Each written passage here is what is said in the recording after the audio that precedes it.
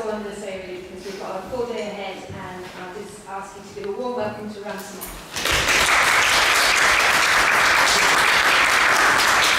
Thank you. I'm really excited to be here. Thanks for inviting me. Thanks, Glenn, for arranging the whole thing over and over again. So thanks. I'm just wondering what happened here. Was it You'd like to see it? relative Hit the space bar and see if it's... Space bar.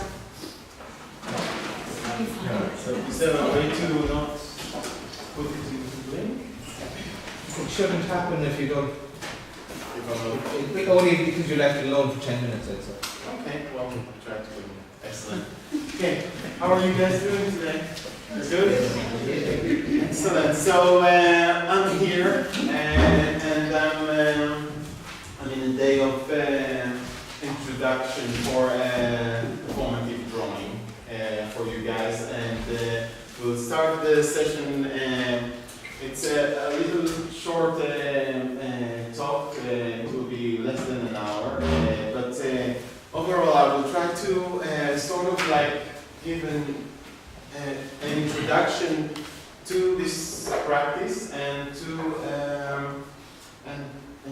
yeah, like a few subjects that relate to drawing and performance.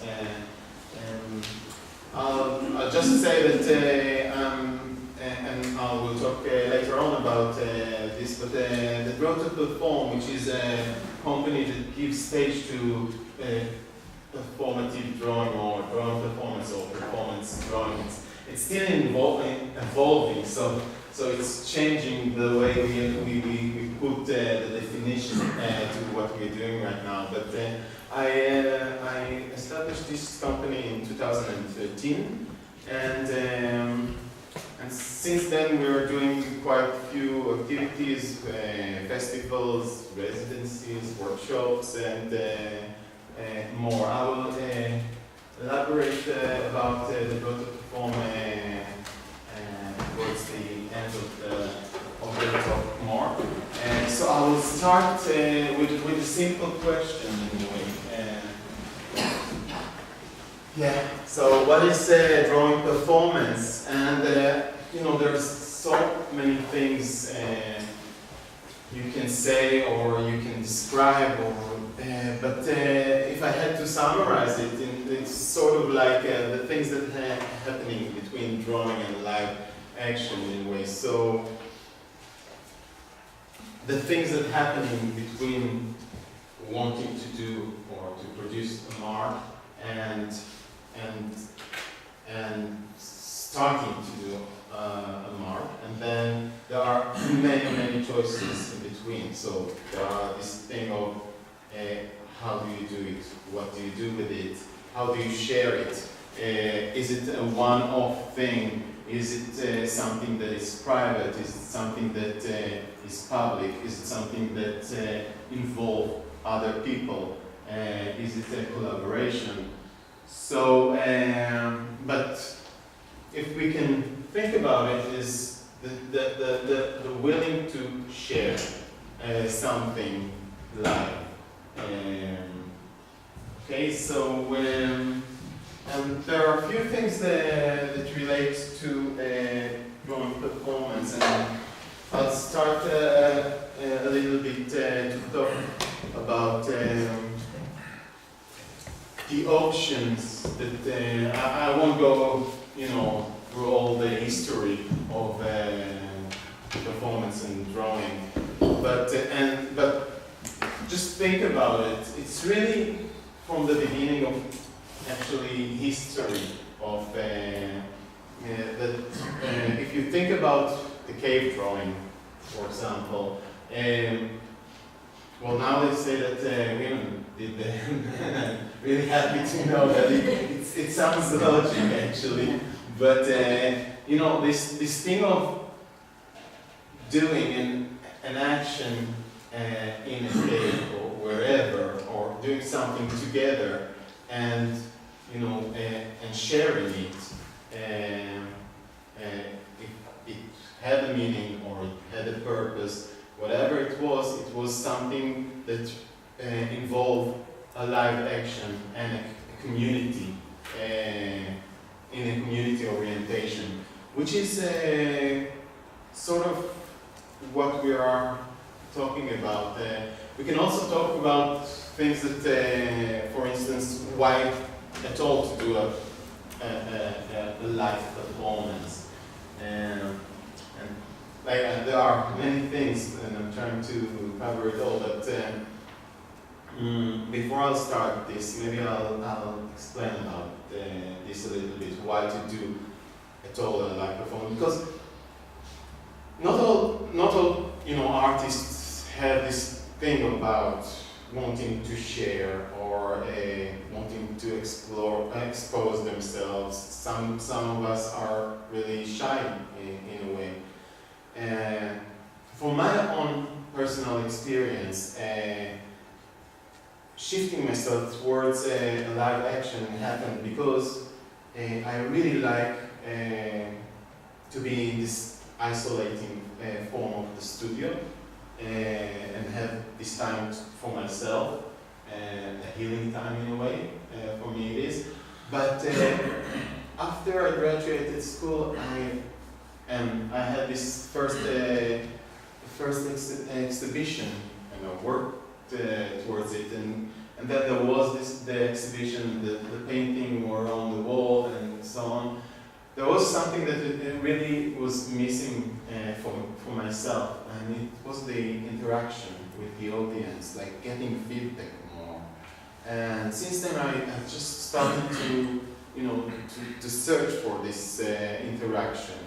And what happened is that I started to work with other artists. I started to create shows, to organize, and then at one point, in 2004, said, well, why won't I try to perform live?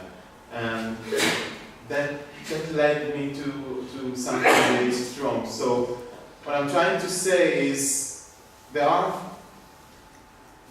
many reasons why you would like to try to do a live action, but I think even if you're not into just doing it for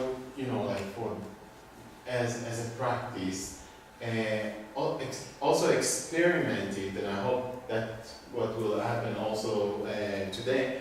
There is something that opens up things for understanding and for experiment, and especially in relation to the body and the way that we are treat the body and use it as a tool. Okay, so it was a long introduction. And well, stop me if you want to have any question. But I'm starting with a little bit like, go over the things that's happening in live action relating to mark making. So sharing the process of creation, and the slide that I choose here is from the modern area, and it's Jackson Pollock, and of course everybody knows the action painting and the beginning of this thing of going in large scale in one direction, and also sort of like exposing and sharing visually the process. And that's what Jackson Pollock actually did. And if you go on YouTube and see the videos that this guy filmed Jackson Pollock doing live his act, his painting in his large studio, you will see that the commentation is something that is really very, very important and can give you a whole different perspective about process, for instance. So if you go and see how, because like people say, yeah, I can do Jackson Pollock and every child can do whatever. But if you go and see the videos, you see that he's so into, sort of in a, I won't say in a trance, but I'll say he's really very aware. It's not by accident that he agreed to be a video and to be taking photographs of his action, but you can also see that every movement that he is doing with his body is thinking about how to draw the paint and how to build the layers, and it's quite fascinating actually. And you understand that this guy is thinking here. He's not just like, he's not like just, as my child says, scrapping your scalp, scribbling. So, yeah. So this is the introduction, the 50s, but even before that, documenting the process of drawing is, I think it's a very powerful thing, and the masters already knew it at the beginning of the last century. So we have two examples here for Matisse and Picasso, and yeah, this is a photographer from Life magazine that he hosted in his studio and had this session of working with the light. Or here is you can see in those two photos that they are really very aware that they are now being documented, that they are now playing for the camera, and they have a persona, so that they are performing in a way. You can see that Matisse is really very, he likes this thing of working with an extension to his body, and it gives him some kind of, it's like a shaman in a way, right? It's giving him something beyond to his persona. Anyway, so speed. So, and here it comes to our time, and I did my master in Waterloo University in 2009, Canada, and in 2009 when I had to work on my thesis, and it was all about drawing performance in a way. There were not that much people that there were Jackson Pollock, and I refer to Julie Camerata, which working with repetitive lines, but there were not that many people that that I can refer to that working and I can relate my work with them. But as time went by, there were more and more people doing this practice, and one of them is Tony Orico from the state, and I titled it "Doing the Live Actions" because the most appealing thing in doing drawing performance is to the live component. So and people sometimes like and seeing the artists working live is just something that is unique because it's a one-off, and a lot of things can happen in a live session. And people quite often after performances ask me, so do you plan it or not? What happened there? Like anything planted? And that's and I think this is the beautiful thing in terms of like for me to perform. So I always say that I'm planning something like 80% or so, but this thing of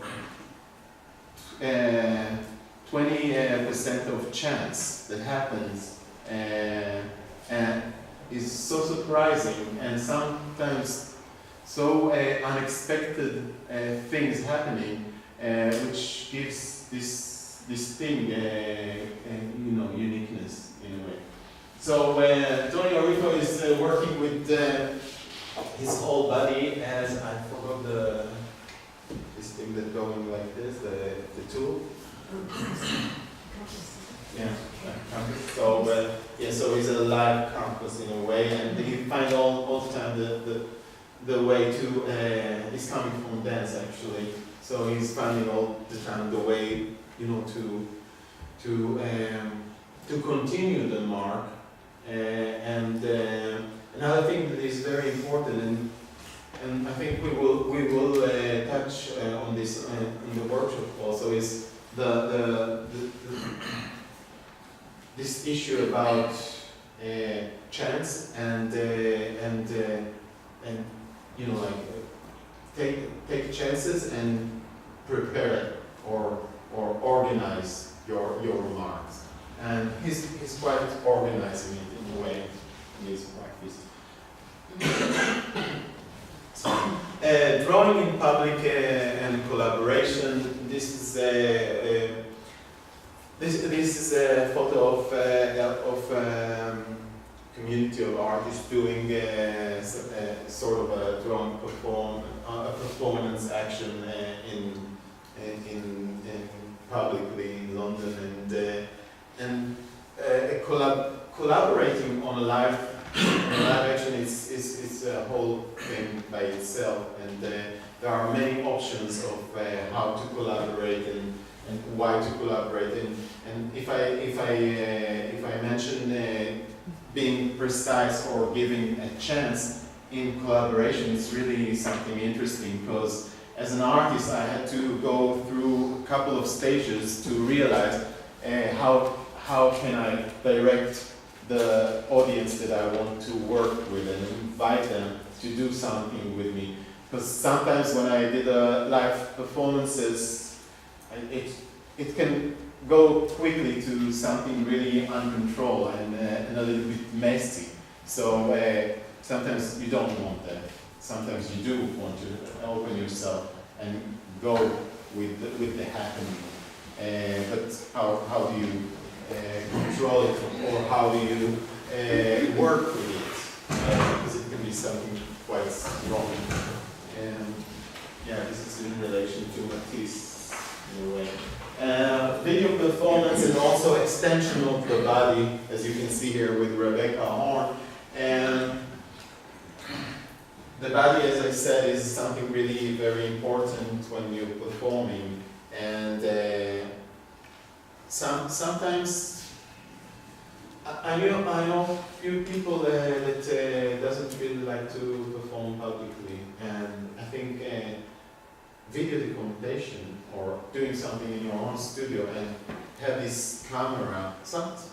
A lot of time when I'm working in my studio, I'm finding myself looking at the pieces that I'm doing, even just drawings. If I'm looking it through the camera when I'm photographing it, it's giving me a much more perspective, different perspective, and helping me to proceed with developing what I'm doing. And this is from the 70s, so Rebecca Horn built a whole, a machine, a drawing machine, and she videoed it, and this makes me think about this whole thing with the documentation. And sometimes, it started when the whole thing of performance art in the 70s started. People didn't really knew what to do with documentation, and that was just a byproduct for the live action. But nowadays, think about how much a documentation of Joseph Beuys cost, worth, and there's a reason for that, because a documentation for something that happened is something unique. Now, a lot of performance artists, from my experience, find it irritating having documentation while they are really into doing a live action. But I know a lot of drawing performance artists, because of their orientation to leaving a mark, they found it really important for them to use this tool of documentation of video and photographs and work with it as a not as a byproduct, but as a, I call it as a sort of that you have a film, like like you now can have something that you can transport to another medium and work with it. So a lot of time, like I had a show that I showed the drawings after performance, a whole exhibition, and what I did is showing films beside those final product of the documentation, or show strips of photos of the progression of the final canvas that you see. So or another one, I just projected the film itself of doing the action on the final product. Then it emerged together into one piece. So that's about the communication. Interaction drawing,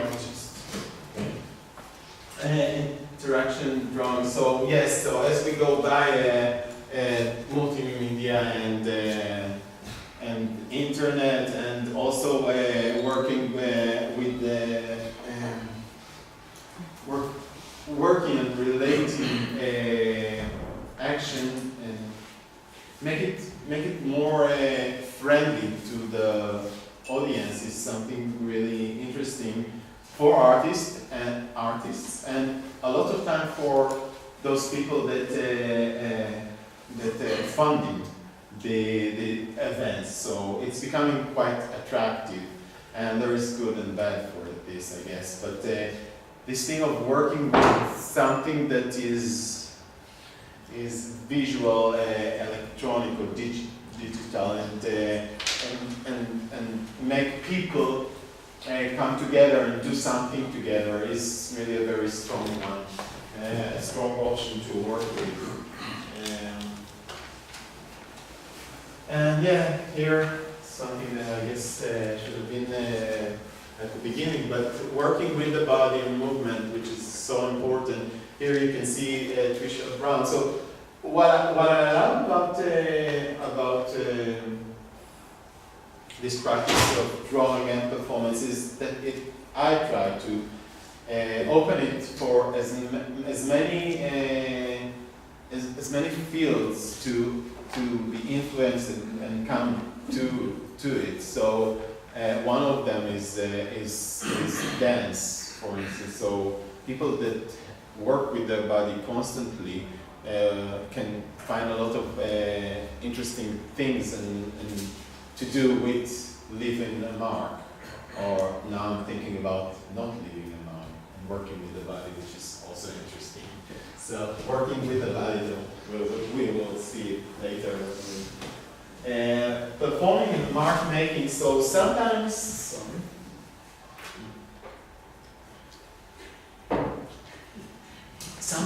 doing a mark doesn't have to be relating to drawing performance or to this practice. Sometimes an artist just investigate his own thing in the studio, especially a performance artist, and something click, and there are so many interesting things going on. So this is one example of somebody, Paul McCarthy, that dragged himself with a bucket of paint in his own studio and did this line,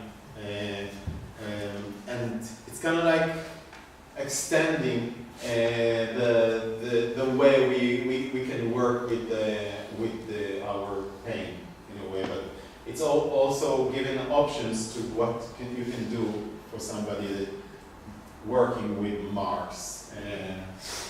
So performance and mark making, and then we have and then another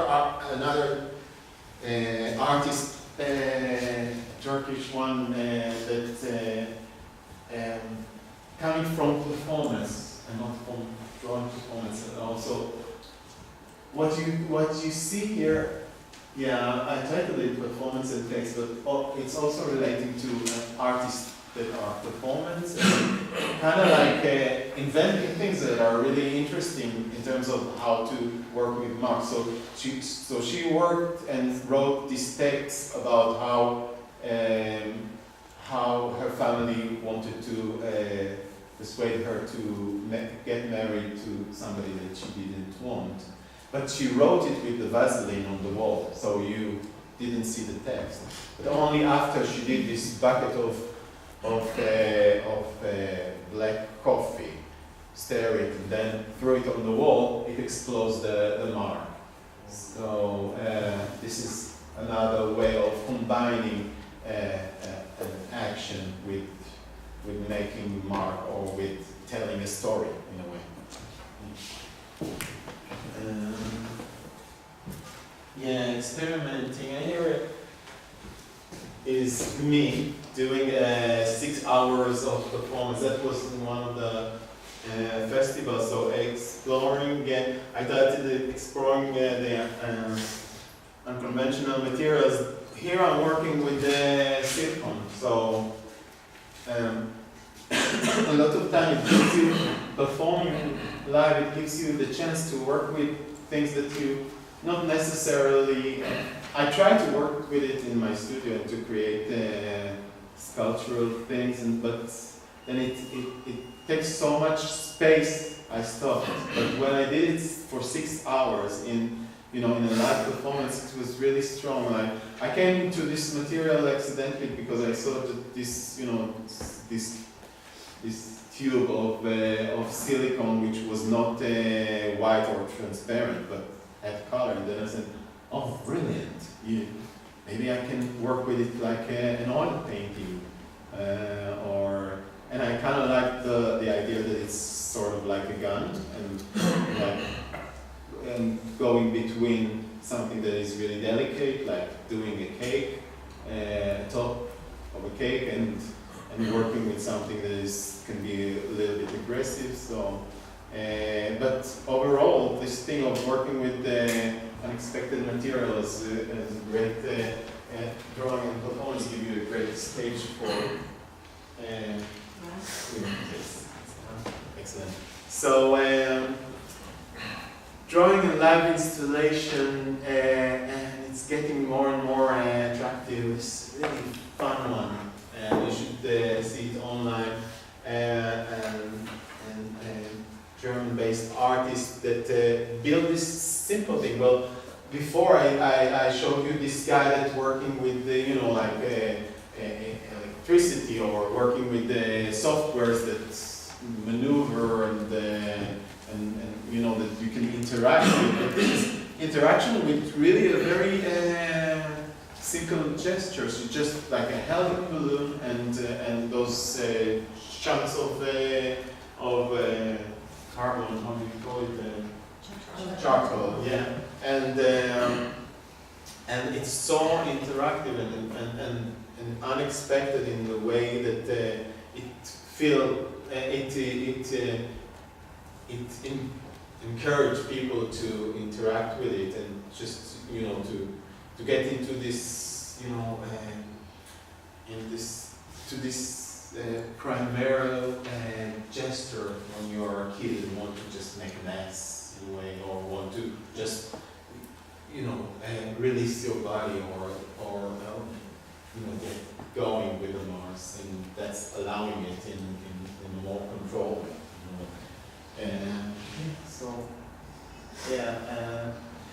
So this section will be just to tell you briefly about the activity of Drawn to Perform over the years. So, as I said, I started it in 2013, and it really came out of being in a community of performing artists. Some of them really understood what I'm doing in a way, but some of them really had a question mark on their face when they saw me, because I was not relating to their practice at all. And I knew that all those years, I knew that the there are people that are doing the same thing that I'm doing in my own studio and in my live performances. And I just had the need to contact them, and it led to the first festival, which was in 2013 in London, and that was an introduction to this practice in a way. So there were short performances, and I can elaborate about the difference between long and short action, and there are differences between doing something that is really short and energetic and you can handle it, and something that is exhausting and tiring and like what's happening after a few hours, after a few days of doing of working with marks. But that was a sort of an introduction, and each festival that I had the need to create was coming from my own, need for searching and researching about something that relating to what I was doing in my studio in my performances. So after I did few of like short performances, I started to question myself. So how will it be if I work more hours with the mark? And then I created this festival that had like 10 artists that worked simultaneously for 6 hours each artist, and it created something really different, something and also different for the viewer, because there is so much difference between when you are viewing something that is just 10 minutes or 30 minutes and something that you can come, participate and go eat something and come back, and so the progression of it. So that was the second one. The third Draw to Perform Festival was all about collaboration, because at one point I realized that I haven't been working at all with in collaboration with another artist, and since then I started to search for it. I have to tell you, it's quite a challenge to work with another ego, and sometimes it can be really unexpected or intense, but it's worth it because it's creating something that is very unique, like working together with somebody else and building those stages for live performances. There are a couple of examples here that going on, but we have time. So, Draw to Perform 4 was all about drawing and movement, and in relation to dance in a way. So we had dancers participating. We had people that came from theater and improvisation. We had people that Echo Morgan is an artist that did a piece about her mom, which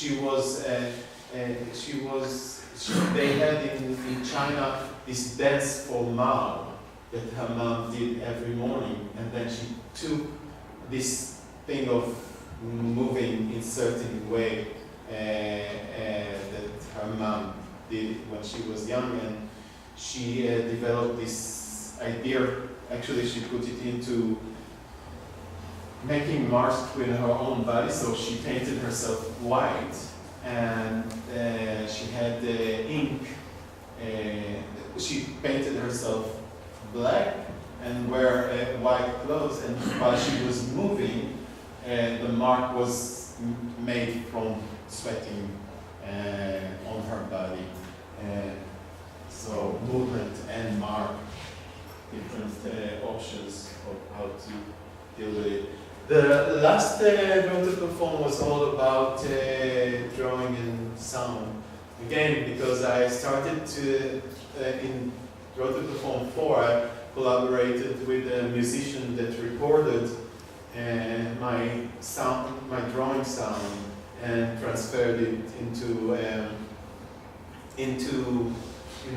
track of sounds which I heard myself, and this has encouraged me to go on and draw on my own sounds.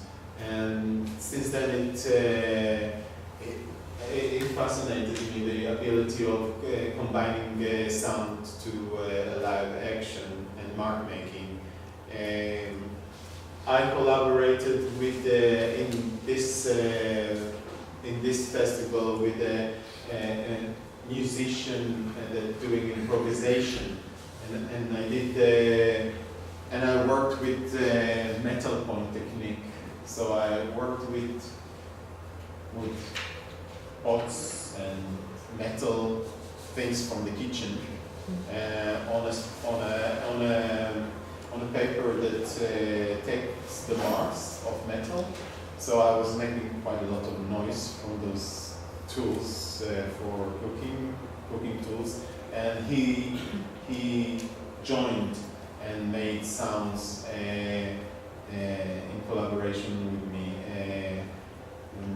Yes, this is one of the latest actions, but you can see here an axe, a drawing with an axe, or this is with the amplifiers, and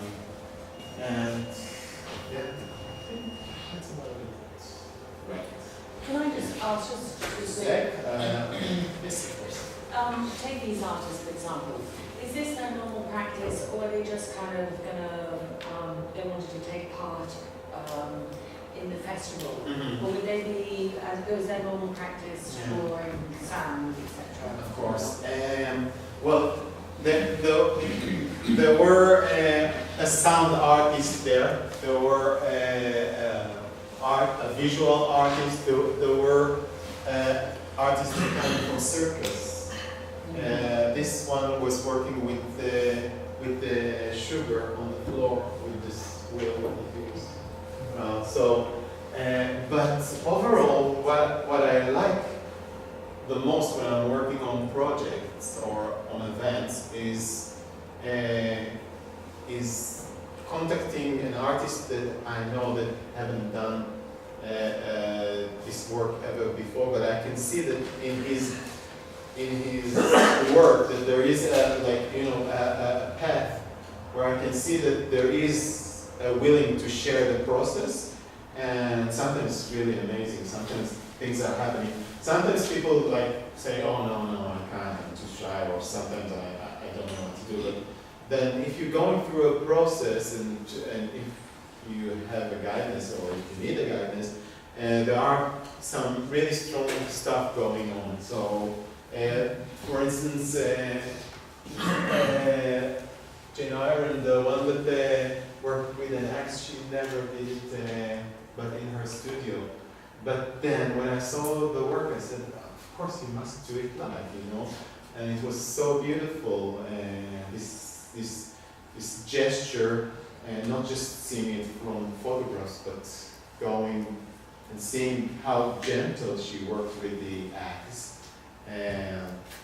instead of being so aggressive, the opposite, and how she created something really very, very charming in a way, eventually. Yes, we do have. But actually, do you know that the actual drawing, Lisa's one, Lisa with the cello? Yes, Lisa is here. You can't see. Oh, it's here. Yes. So Lisa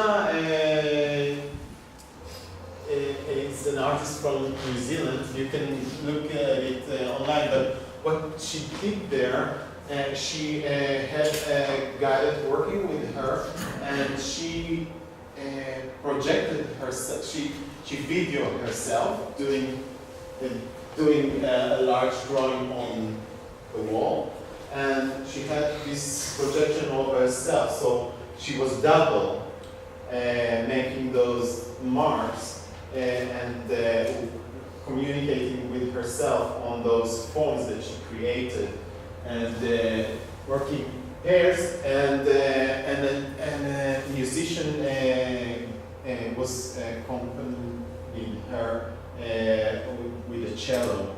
So all these marks that you can see really clearly here, she made fine lines folding a paper on the wall. So she was folding paper, tracing it, folding paper, tracing it, and each time she was tracing the cello with a looper, it was just like following her marks. So it's combining the mark with a sound that you hear.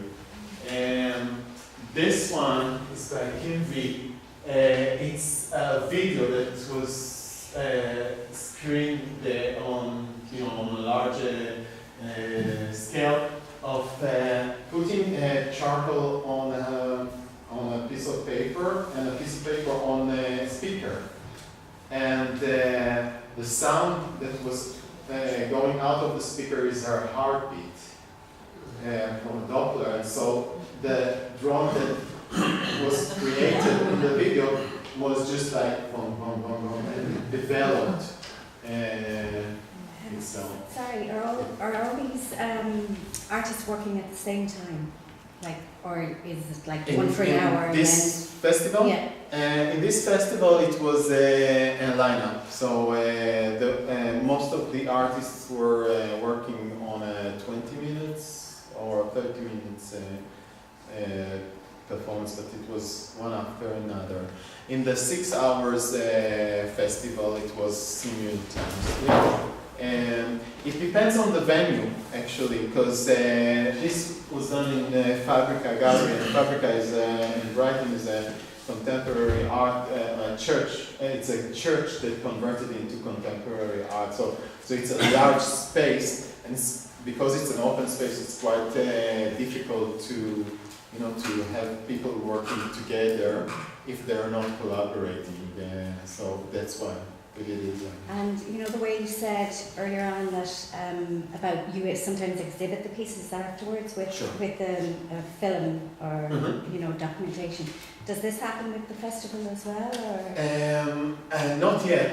Of course, there is this need of doing it after quite a while that it's going on. But I'm trying, like a lot of the works that was created there are quite large, so I can't really, preserve all of them. But I'm all the time trying to, to have some examples or some pieces from actions and thinking about how to present it in the long run. But for sure it will happen, because the pieces itself, they are so beautiful, and like when you are observing them, that you want to see how it's been done. Yes, yes. Is all of your practice directed towards performative drawing, or do you also have a practice that's not, and does one inform the other? Excellent, yes. Forgot about this one, guys. Yeah, so I started from painting and sculpture, but I always had this thing of trying to combine things together. I don't know, this is my character, to be in between, or to try to put everything together. So even if when I did a painting, I combined it with sculpture, and then eventually I ended up putting myself towards working with marking and drawing. So I have those two practices right now. I'm working in my own studio and focusing on drawing, but and I have my drawing performance practice. But also I found myself also when I'm working in my studio, I'm relating it to something a little bit more experimental in drawing. So what I'm doing is working with metal point. I don't have I have it in the bag. I'm working with a technique that is a very classical technique that was neglected in the past and had a revival. It's silver point and metal point. There is a new book with my work there also called a guide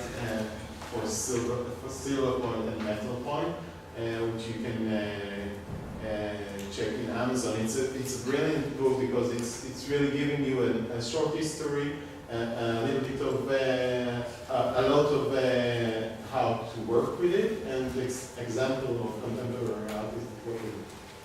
Anyway, what I'm doing in my studio is working. I developed a unique technique that allowing me to work with a paper that I discovered when I was in Canada. It's called stone paper, because you're working with metal. You can't work on a regular paper. It won't leave a mark. You have to have a surface of medium to cover a paper or a canvas, or you can work on the wall. It will have a mark. Anyway, but if you're working on a stone paper is made of compressed limestone dust, and there's no component of wood in it. And because it said that it's a stone paper, and because of my ambition, I said, okay, this is a stone paper. Let's see how much can it take the mark. And eventually, I discovered that if I'm working quite repetitively on it, it's distorting and becoming three-dimensional. So what I'm doing is I'm doing a three-dimensional metal point drawings with it.